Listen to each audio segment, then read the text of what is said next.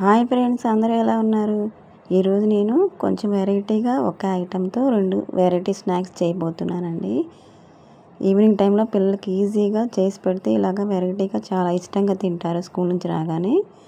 ఇదిగోండి, ఇలాగ 2 రెసిపీస్ అయితే ట్రై చేశానన్నమాట. మీరు తప్పకుండా ఇవి మీరు కూడా ఇంట్లో ట్రై చేసి మీ పిల్లలకు పెట్టి ఎలా వచ్చిందో కామెంట్ సెక్షన్లో కామెంట్ చేయడం మాత్రం మర్చిపోవద్దు.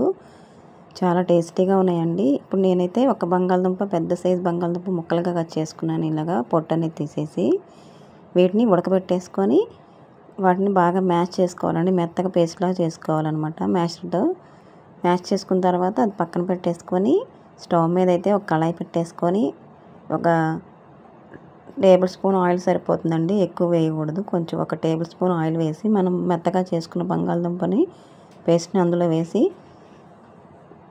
కొంచెం ఉప్పు, పసుపు, పావు teaspoon garam masala, 1 teaspoon కారం వేసి బాగా మిక్స్ చేసుకోవాలి మొత్తం.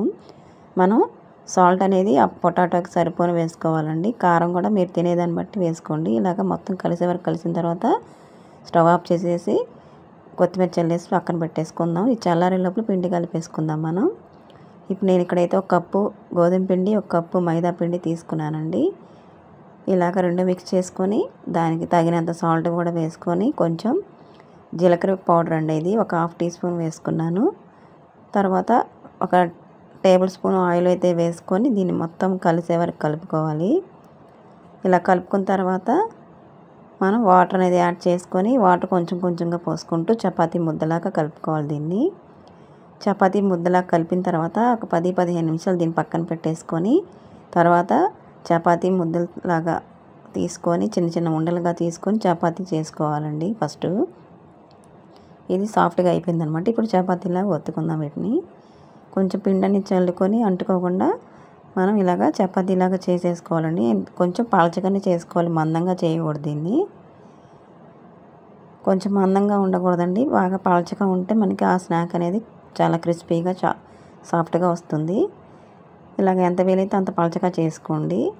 నేనైతే ఇది కొంచెం బాగా పెద్దగా చేశానండి. ప్లేట్ సరిపోలేదని వేరే ప్లేట్ మీద తీసుకున్నాను.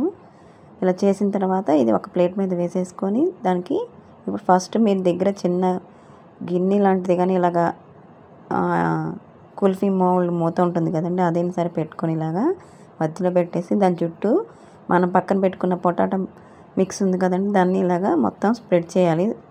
చపాతీ మొత్తం స్ప్రెడ్ చేసేసి మందంగా స్ప్రెడ్ చేయకూడదండి, కొంచెం పలచగానే చేయాలి. ఇలా చేసిన తర్వాత మనం ఆ బౌల్ అనేది తీసేసి మధ్యలో కొంచెం ఆయిల్ అనేది వేయాలి. వేసి ఇలాగా దాన్ని మొత్తం అప్లై చేసేసి మనం ఇదిగోండి నేను చూపించే విధంగా కట్ చేసుకోవాలన్నమాట. ఆయిల్ ఎందుకు వేసాము అంటే మనం రోల్ చేసినప్పుడు దాన్ని చివర స్టిక్ అయిపోతుందండి, అంటుకుంటుంది విడిపోకుండా. ఇలాగా మనకి ఏ షేప్లో కావాలంటే ఆ షేప్లో కట్ చేసుకుని దాని స్టఫింగ్ అనేది పెట్టుకోవచ్చు అండి. నేనైతే ఈ షేప్లో కట్ చేశాను.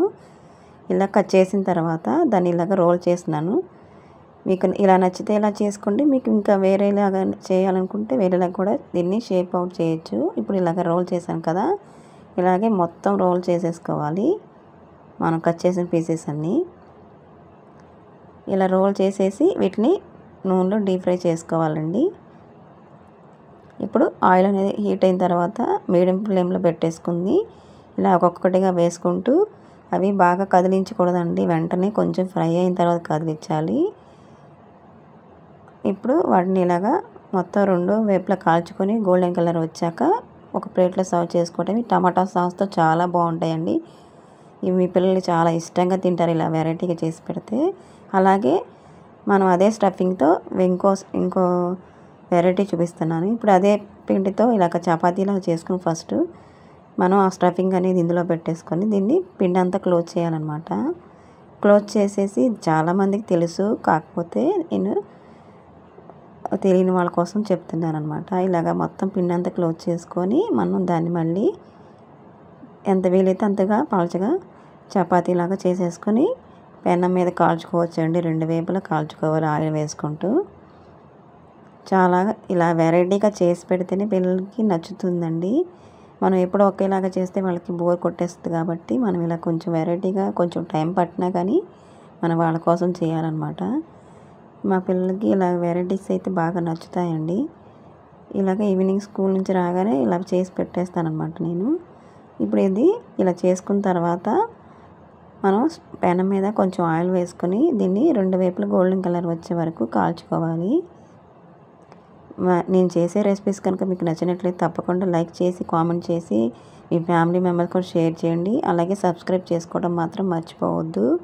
చాలా వరకు సబ్స్క్రైబ్ చేసుకోకుండా చూస్తున్నారండి.